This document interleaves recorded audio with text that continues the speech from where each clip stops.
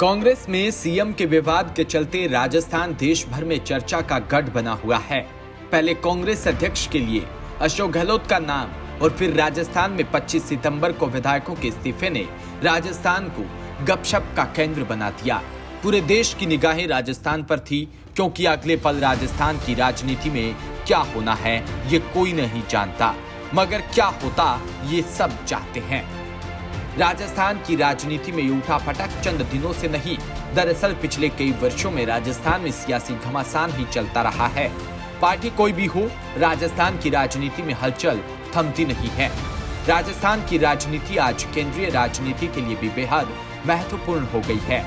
यही वजह है कि सबसे कुछ वर्षों पहले तक राजनीतिक परिप्रेक्ष्य से एक सुस्त प्रदेश के रूप में पहचाना जाने वाला राजस्थान आज देश की सियासत में सबसे बड़ा राजनीतिक अखाड़ा बन चुका है।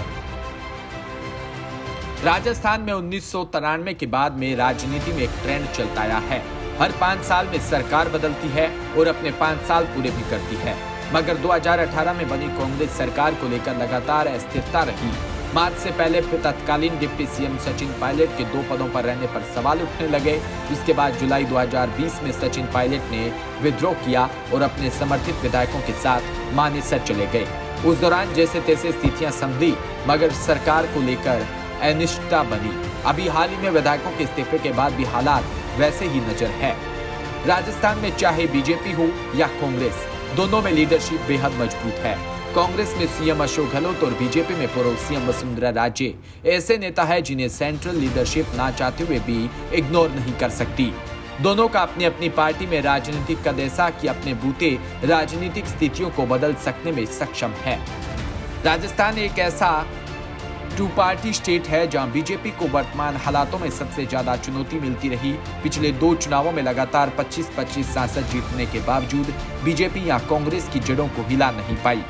जितना उसने अन्य राज्यों में कांग्रेस को नुकसान पहुंचाया, उस मुकाबले राजस्थान में बीजेपी कुछ भी नहीं कर पाई। अगर आपसे गुटबाजी को साइड कर दे तो यहाँ जमीन पर अब भी कांग्रेस की जड़ें मजबूत है। ये वजह है कि कांग्रेस अन्य राज्यों के मुकाबले यहाँ बीजेपी को टफ कंपटीशन देती है। राजस्थान एकमात्र राज्य है जहाँ बीजेपी को संघर्ष करना पड़ता है। एक और जहाँ देश भर में मध्य प्रदेश, कर्नाटक, महाराष्ट्र जैसे राज्यों में बीजेपी ने सत्ता पलटकर सरकार बनाई, मगर 2020 में बीजेपी राजस्थान में बगावत के बावजूद कुछ नहीं कर पाई।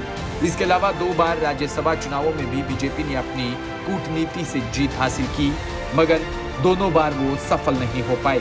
इसके अलावा देश के अन्य राज्यों में जहां बीजेपी की सेंट्रल लीडरशिप को चैलेंज करने वाले नेता नहीं, मगर राजस्थान में पिछले कुछ वर्षों से कई मौकों पर बीजेपी की लीडरशिप को वसुंधरा राजे के आगे झुकना पड़ा है।